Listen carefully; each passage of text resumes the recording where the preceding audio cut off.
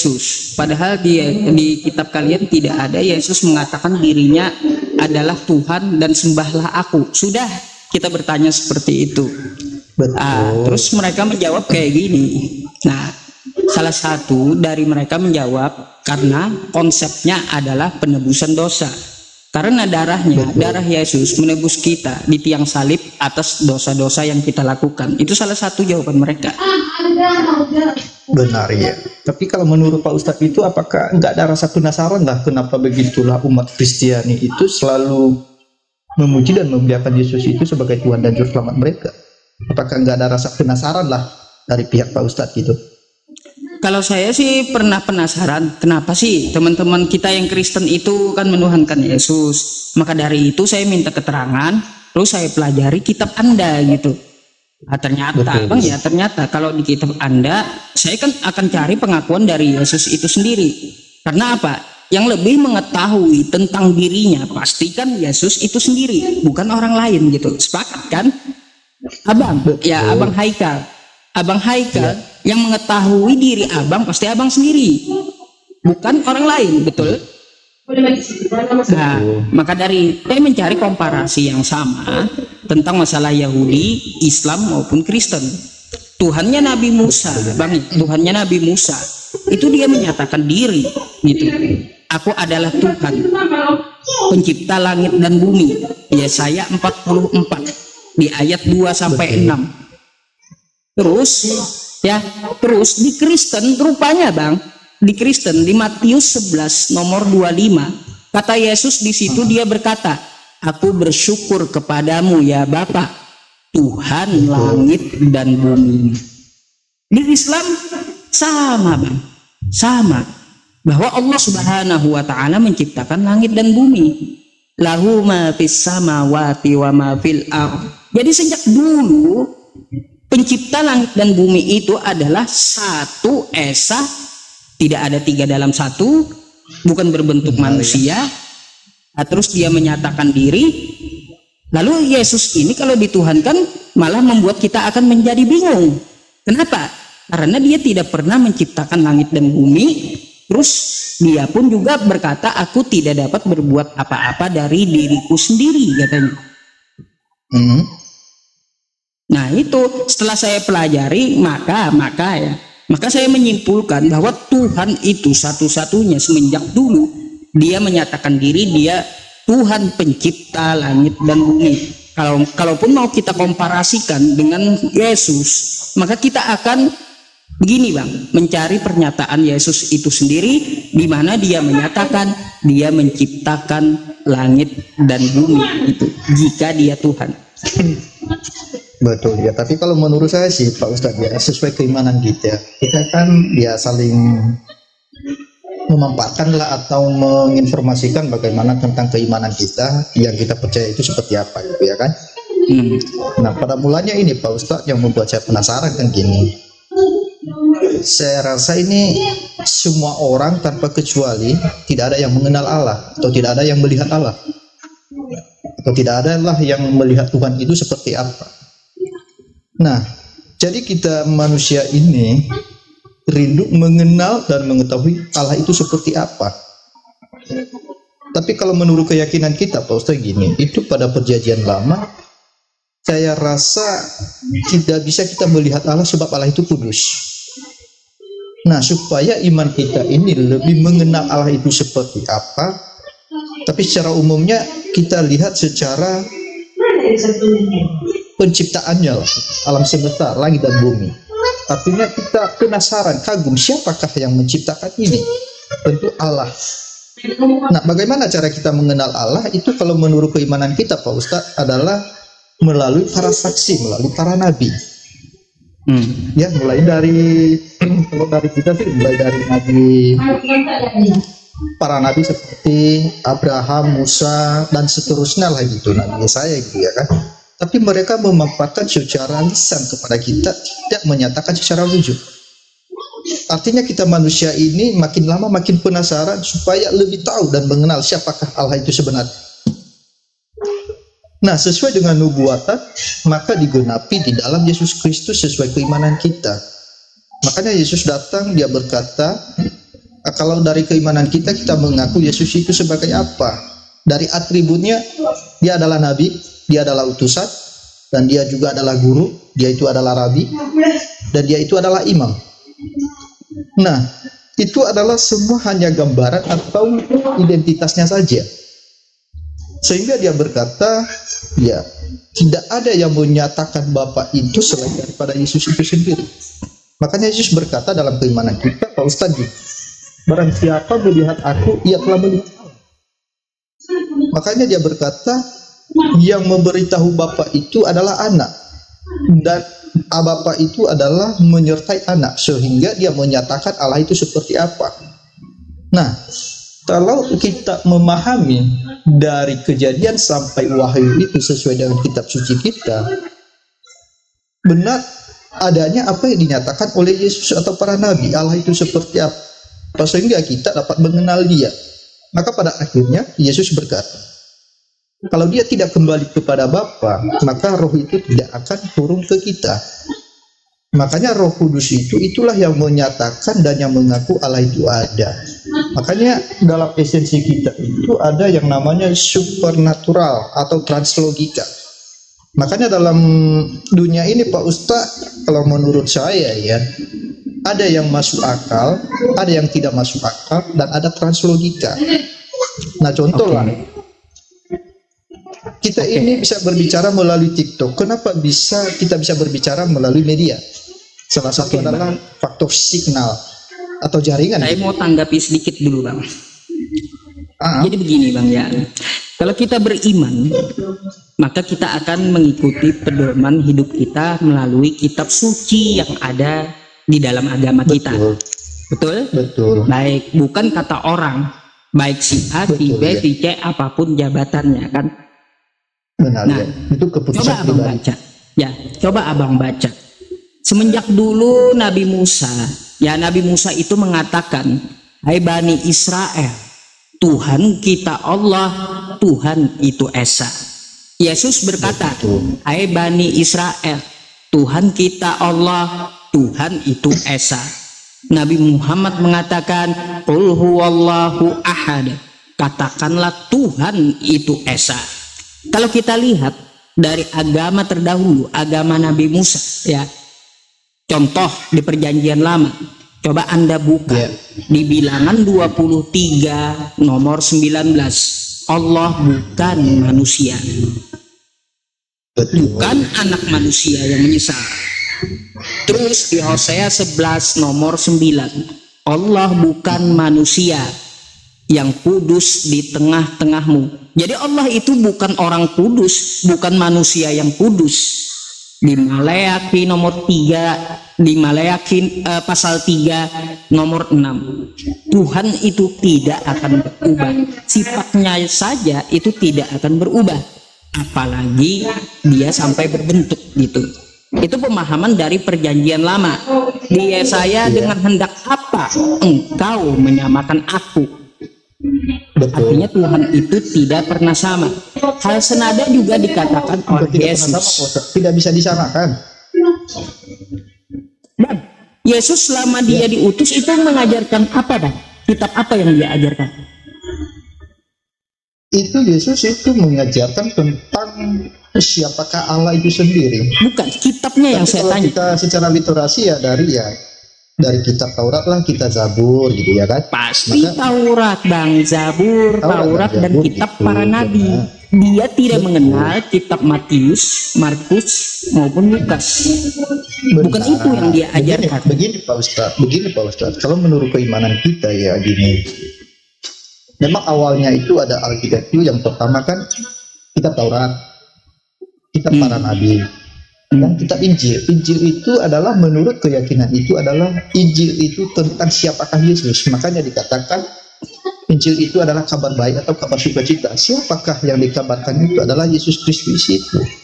Nah itulah patokan kita, Injil itu Yesus, kabar baik. Itu patokan kita. Tapi secara tertulis Matius, Lukas, Yohanes itu adalah surat untuk menyaksikan siapakah Yesus itu. Maka jadi menurut abang Injil itu tidak berbentuk buku. masalahnya gini Pak Ustadz, bukan tidak berbentuk. Contohnya gini, saya kasih contoh. Pak Ustadz contohnya, Pak Ustadz atau Pak Yusuf adalah manusia, maka saya tulis riwayat Pak Ustadz itu seperti apa. Pak Yusuf itu adalah seorang Ustadz, dia adalah seorang agama Islam, saya tulis. Tapi siapa yang saya beritakan adalah Pak Ustadz. Maka saya buat judul buku saya contohnya, Haikal menulis tentang Yusuf. Yusuf itu siapa? Dan dia itu seperti apa? Maka saya bukukan. Tapi yang saya bicarakan adalah Pak Yusuf sendiri. Baik, kalau begitu ketika Anda menuliskan tentang saya, Anda pasti melihat saya dan mempunyai verifikasi dari saya, betul? Betul. Betul. Baik. Di mana verifikasi Yesus terhadap tulisan Yohanes, tulisan Markus, tulisan Lukas maupun tulisan Matius? Di mana Yesus mengesahkan tulisan-tulisan ini? Tapi yang mengesahkan itu Pak Ustadz, bukan Yesus sendiri Pak Ustadz. Lah Bang, contohnya kan kita kan menuliskan tentang Yesus, tapi dia tidak mensahkan atau tidak menstempel, tidak memverifikasi tulisan tersebut. Gimana kita mau percaya dengan tulisan itu? Ini Pak Ustadz. Bentar ya Pak Ustadz. Bentar ya. Sama mama lagi ngomong Bapak. Iya biar dibetulin Mama. Izin dulu Pak Ustadz. Biar dibetulin Mama tuh benderanya. Lagi ngomong Bapak ya. Nah begini Pak Ustadz, contohnya kan saya menceritakan tentang Pak Ustadz. Saya sudah mengenal Pak Ustadz. Ya toh di akhir ayat Pak Ustadz, buku saya baru selesai saya tulis tentang Pak Ustadz. Bagaimana Pak Ustadz bisa memverifikasi buku yang saya tulis tentang Pak Ustadz? Paling tidak ada saksi-saksi lah gitu sejaman Pak Ustadz atau saudara-saudara Pak Ustadz. Inilah tentang Pak Ustadz. Maka saudara-saudara Pak Ustadz itulah yang menyatakan bahwa benar Pak Ustadz seperti ini, dia adalah seorang Ustadz. Aduh berisiknya. Artinya Pak Ustadz juga bisa mencap sendiri bahwa yang saya tulis itu benar. Tapi yang membenarkan itu saudara-saudara Pak Ustadz. Bang, begini Bang ya. Kalau kita lihat di zaman sekarang, berita online saja itu wartawannya ada di tempat kejadian, berita tersebut diverifikasi oleh pihak kepolisian. Itu berita online zaman sekarang. Nah, kalau Abang mau menerapkan seperti itu, kita mencatatkan tentang Yesus, maka harus ada verifikasi dari Yesus itu sendiri. Berkaitan dengan kitab Abang, coba buka Lukas 1 pasal 1 nomor 1 sampai 3. Di situ Lukas tidak bertemu langsung dengan Yesus. Tidak bertemu. Tetapi Lukas menyusun suatu berita dari kesaksian-kesaksian dan pelayan firman, lalu menuliskan bahwa ini adalah sesuatu tulisan yang telah disaksikan. Tidak langsung bertemu, tidak ada verifikasinya. Begini Pak Ustadz, mohon maaf ya gitu ya. Soalnya kalau kita melihat dari kitabnya penulisan Injil Lukas itu, tapi ada dari pasal 1 ayat 1 sampai 3, memang Lukas itu tidak sejaman dengan Yesus, tetapi dia mengumpulkan semua data-data yang akurat dari saksi mata. Makanya dia berkata, aku menyelidiki dengan seksama dan menyatakan dari saksi-saksi mata. Nah, seperti yang saya tulis tentang Pak Ustadz, tentang riwayat Pak Ustadz, pasti saya ambil data dari saudara-saudara Pak Ustadz yang dekat Pak Ustadz. Sekalipun saya nggak hidup di zaman Pak Ustadz, saya mengumpulkan semuanya itu, maka saya data. Bang, begini saja, coba kita banding dengan agama sebelumnya, yaitu Yahudi. Yahudi, ketika Nabi Musa diturunkan Taurat itu diajarkan oleh Nabi Musa itu sendiri, betul? Betul. Oke. Ketika Al-Quran diturunkan kepada Nabi Muhammad juga langsung mengajarkan Al-Quran itu sendiri. Sekarang ketika Injil diturunkan kepada Nabi Isa atau Yesus, apa yang diajarkan oleh Yesus kitabnya? Kitab Taurat, kitab Zabur, dan kitab para nabi, Bang. Bukan kitab Matius, Lukas, Yohanes, maupun kitab-kitab tulisan Paulus.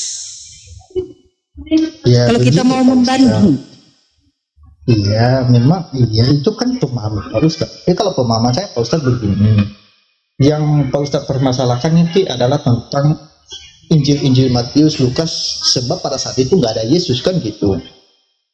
Oke, saya cover dari belakang dulu. Seperti Musa, dia menulis kitab Taurat. Ya, betul. Yang menjadi pertanyaan kita, Musa tidak hidup di zaman Adam dan Hawa. Entah berapa ratus tahun baru muncullah yang namanya kitab Taurat. Kan bagaimana Musa bisa mengetahui bagaimana proses penciptaan alam semesta itu, dan bagaimana pasti dia dari Tuhan yang Adam mengutusnya. Betul? Dari Tuhan, betul. Tapi kalau dari kita sih Pak Ustadz, memang ada sumber-sumber atau data-data yang lain. Nah, kalau begitu kan, Bang, ya. kita berlakukan yang sama. Saya sudah paham apa yang dikatakan Abang. Nabi Musa dengan Nabi Adam itu tidak sejaman dan jauh. Lalu dia mengetahui cerita tentang Nabi Adam itu melalui firman Tuhan. Kan kayak gitu. Betul? Kayak kita sepakat. Saya potong dulu pembicaraan Pak Ustadz. Contohnya, apakah Nabi Adam itu bisa mengcover atau mengiyakan kitab Taurat yang ditulis oleh Nabi Musa itu sendiri? Tentu tidak kan? Sebab Ya, Adam tidak. sudah tiada. Tapi kan langsung firman dari Tuhan itu. Betul. Nah, oke. Berarti kita sepakat nih, Nabi Musa mempunyai pengetahuan tentang Nabi Adam karena firman dari Tuhan. Betul. Betul. Baik. Sekarang saya mau tanya. Kapan Tuhannya Nabi Musa berfirman kepada Paulus? Gini Pak Ustadz, karena dalam keyakinan itu harus sesuai yang sama Bang, karena akarnya Kristen katanya akarnya perjanjian lama. Betul, begini Pak Ustadz. Ini pertanyaan Pak Ustadz, bagaimana Allahnya Nabi Musa berbicara kepada Paulus? Nah, inilah kata Yesus tadi sebelum dia naik ke surga, ada roh perjanjiannya itu adalah roh penghidup yang kita yakini adalah roh kudus itu. Nah, kalau kita gambarkan dari Musa, bagaimana Musa menuliskan Taurat atau riwayat tempat banget ada suara nangis anak-anak Bang. Bisa report ntar, bisa kena. Iya. Bisa kena. Turunin dulu Bang ya, biar aman dulu. Gak bisa teman-teman, kalau suara anak-anak nangis itu kena pasti. Ya, kena. Ini mute aja dulu. Kalau berisik, nanti naik lagi gitu. Ya, pertanyaan kita ya, kapan Yahweh itu berfirman kepada Paulus? Itu aja gitu. Oke, saya naikin lagi yang lain ya, teman-teman. Masih banyak nih. Layarnya tolong dibantu ya. Assalamualaikum Pak Ustadz. Waalaikumsalam warahmatullahi wabarakatuh. Islam atau Kristen Pak? Alhamdulillah saya Islam Pak Ustadz. Ya. Oke, gimana? Mungkin ada yang disampaikan. Kemarin saya lihat debatnya Pak Ustadz bersama abang anak Batak ya. Terus? Nah, saya cuma mau ngasih saran, mungkin Pak Ustadz lebih paham daripada saya juga masih awam banget lah Pak Ustadz ya, kalau bisa dibilang. Saya kurang setuju kalau apabila Pak Ustadz berdebat dengan anak Batak itu, dia membawa-bawa hadis, sementara dia membahas kita Al-Quran. Nah, sementara di hadis itu kan kita ada yang doif, ada yang sahih ya, ada yang sahih. Nah, kan nggak semua hadis itu yang kita bisa benarkan, ada yang benar-benar salah. Jadi nggak sepadan menurut saya gitu Pak Ustadz. Jadi dia bawa-bawa dalih itu rata-rata tuh dari hadis semua Pak Ustadz. Nah, kalau bisa seimbang dong. Dia bawa Alkitab, kita bawa Al-Quran kita gitu kan. Oh, itu sering Bang, sering. Kalau Abang melihatnya mungkin dia bahas hadis itu cuma satu kok sama saya. Nggak pernah berkali-kali. Iya, jelas Pak Ustadz lebih paham mana hadis doif sama hadis yang sahih. Itu nggak paham kalau dijelaskan sama mereka Bang. Soalnya mereka nggak paham ilmu sanad. Nah, itu masalahnya. Makanya, jadi jangan semena-mena suka-suka mereka mau bawa hadis ini. Iya. Nah, saya juga rasanya jadi kesel dengarnya kayak gitu kan. Ya, bawalah Alkitabmu. Kau bahas tentang Al-Quran kami bahas tentang Alkitabmu, kan gitu.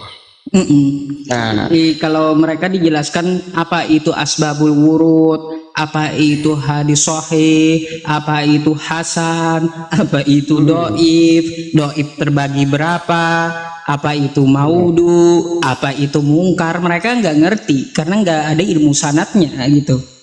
Dan mereka belum sadar dengan semua apa yang terjadi di Israel sana ya Pak Ustadz, kalau bisa dibilang. Iya, betul. Kalau bahas itu saya rungkat Bang pasti. YouTube saya aja kena pelanggaran. Kalau bahas yang Israel itu pasti rungkat. Benar Pak Ustadz. Iya. Karena media di pihak mereka.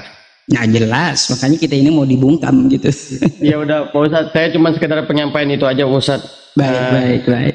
Nanti saya kalau dia debat sama saya nggak perlu bahas hadis sama dia. Kalau mau Quran, benar Pak Ustadz. Lebih cocok seperti itu Pak Ustadz, benar Pak Ustadz. Lebih sepadan dia kalau bisa dibilang Al-Quran dengan Alkitab, bukan hadis di bawah. Tapi nggak sepadan Bang. Kenapa saya bilang nggak sepadan? Kitab mereka itu sebenarnya lebih sepadan dengan hadis palsu, bukan Al-Quran. Benar. Al-Quran kita itu sungguh-sungguh sangat sempurna. Iya. Coba kalau kita lihat ya, hadis palsu itu masih ada. Penulisnya siapa, binnya siapa masih ketahuan. Tapi kalau kitab mereka, Paulus bin siapa, Lukas bin siapa, lebih hancur daripada hadis palsu itu. Lebih kacau. Jadi gitu. Kalau bisa dibilang carut marut lah. Iya. Oke Bang, saya naikin dulu nih Kristen 1 ya. Ada pasien lama saya masalahnya di sini. Siap Pak Ustadz, siap. Sehat selalu Pak Ustadz. Baik. Semangat selalu menebarkan agama. Salam buat keluarga ya. Siap. Assalamualaikum warahmatullahi wabarakatuh. Waalaikumsalam warahmatullahi wabarakatuh. Teman-teman semuanya, di sini ada pasien saya yang lama ya, namanya nih, bentar ya teman-teman, saya naikin dulu. Nah, ini pasien lama saya. Nggak tahu apakah sudah sembuh atau enggak ini ya. Nah, halo Napiri. Halo Pak Ustadz. Kau udah sembuh Napiri. Kau udah bisa open cam. Coba buka open cam lah. Bisa, cuma lagi di WC nih Pak Ustadz. Lagi di WC teman-teman. Macam mana Napiri ini? Lagi di WC katanya. Kenapa nggak di septic tanknya aja sekalian kamu? Septic tanknya nggak muat Pak Ustadz. Oh nggak muat. Muat lah septic tank itu sama kamu. Soalnya 11-12 saja. Apa nih? Apa nih mau kita bicarakan Napiri? Pak Ustadz sehat. Hah? Dari tadi aku ngomong kalaunya sakit gak bisa ngomong Kok bahas agama berarti belum sehat nih Pak Ustadz? Oh gitu. Emangnya bahas agama itu adalah ukuran sehat atau enggaknya gitu? Iya. Oh, apa menurutmu? Gimana tuh? Saya sambil makan jeruk ya teman-teman. Ya bolehlah makan jeruk, asal bukan jeruk makan jeruk. Ada di ayat Quranku begini Napiri ya, bahwa dikatakan di Quran surah Al-Maidah ayat 72 dan 73 yang bunyinya laqad kafaral ladzina qalu innallaha huwal masihu ibnu maryam. Sungguh telah kafirlah orang yang mengatakan bahwa Allah itu adalah Isa putra Maryam. Laqad kafaral ladzina qalu innallaha tsalitsu tsalatsa. Sungguh telah kafirlah orang yang mengatakan Allah 3 dalam 1. Kira-kira itu siapa? Itu perkataan orang. Loh, kok perkataan orang? Kira-kira yang mengatakan Allah itu adalah Isa putra Maryam, Allah 3 dalam 1 itu siapa? Ya itu perkataan orang, saya nggak tahu. Loh, itu perkataan Quran, perkataan Allah, dan perkataan Yesus seperti apa Napiri? Hai Bani Israel, Tuhan kita Allah, Tuhan itu Esa.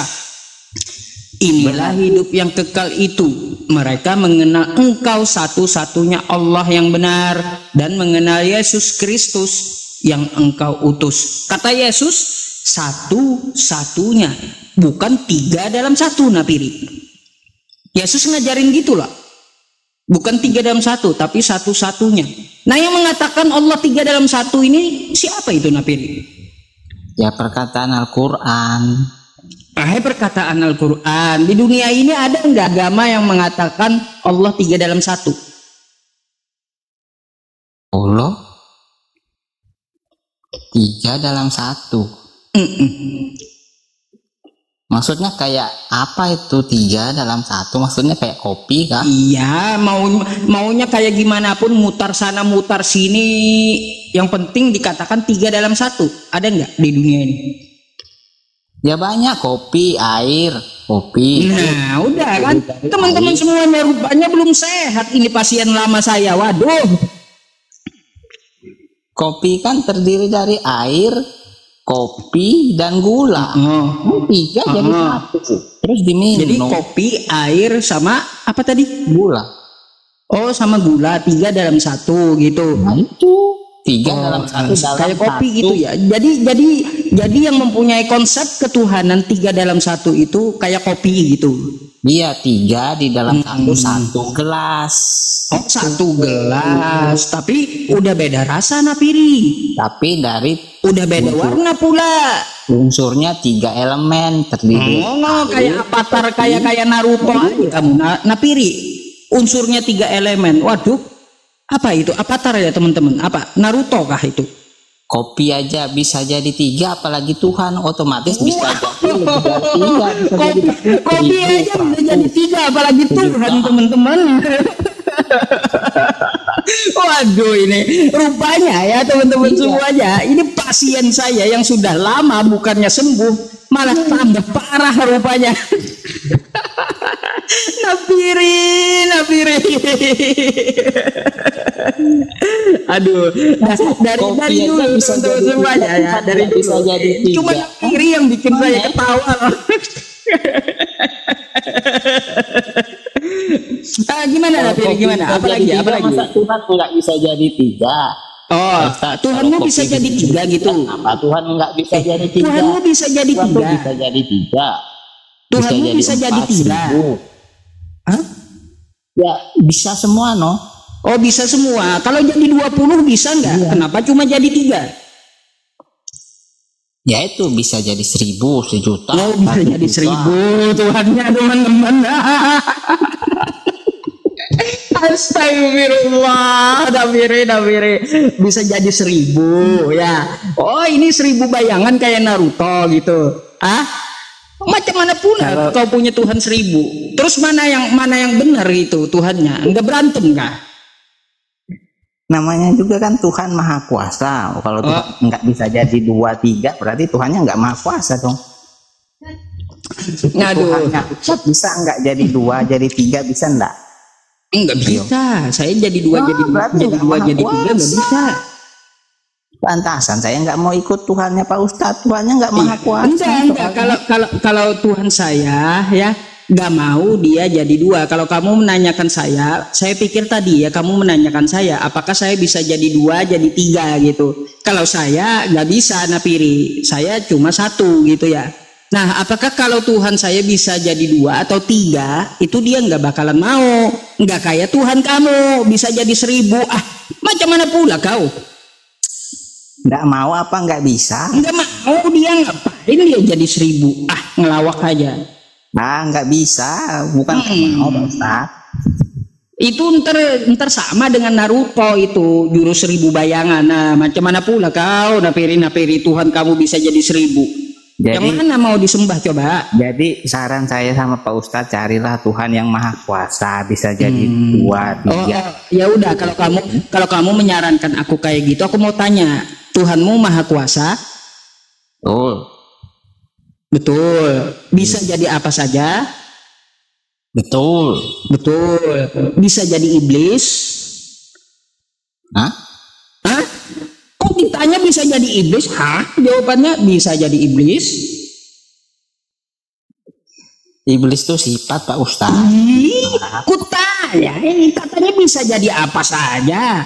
Bisa jadi iblis nggak dia? Itu sifat iblis itu. Iya, meskipun sifat bisa nggak dia jadi iblis? Ibarat Pak Ustadz anaknya iblis. Aku tanya bisa atau enggak aja sesuai apa yang kamu katakan. Katanya Tuhan kamu bisa jadi apa saja. Sekarang aku tanya, bisa enggak dia jadi iblis? Iblis itu kan hobinya berbohong, betul tidak? Iya, bisa enggak dia jadi iblis? Nah, artinya Pak Ustadz bertanya apakah Tuhan itu bisa jadi? Di Matius 4 Napiri 1 sampai 10 Yesus ketemu iblis di situ, dibawa iblis ke atas bukit. Macam mana pula kau bilang sifat? Ada bentuknya itu iblis. Nah, sekarang ku tanya, Tuhanmu bisa nggak jadi iblis? Itu sama aja Pak Ustadz nanya Tuhan itu bisa nggak jadi pendusta, kan gitu. Nah, iya, makanya bisa nggak? Yang nggak bisa itu kan sifat. Loh, berarti Tuhanmu ada yang nggak bisa, Napiri. Masa Tuhan jahat? Nah, makanya. Artinya kan ada yang tidak cocok untuk Tuhan, betul? Berarti Pak Ustadz ini belum sembuh, akalnya terbalik ya. aduh, ada aja ini Napiri. Ya oke lah. Aduh, gimana ya teman-teman? Kagak sembuh-sembuh Napiri ini semenjak dulu pasien saya satu ini. Pak Ustadz berobat dulu ya, saya turun dulu. Iya. Itu obat yang ku kasih sama kamu itu diminum ya. Satu hari itu 1000 biji gitu. Pagi 1000 biji, malam 1000 biji ya. Subuhnya 1000 biji juga. Besok ku galiin kamu 2 kali 1. Wah. Kesembuh-sembuh rupanya teman-teman. Kacau kali Napiri ini. Masih sakit dia. Kacau. Haleluya. Aduh. Gimana ya kalau Kristennya kayak gini semua ya, cukup kan 5000 biji.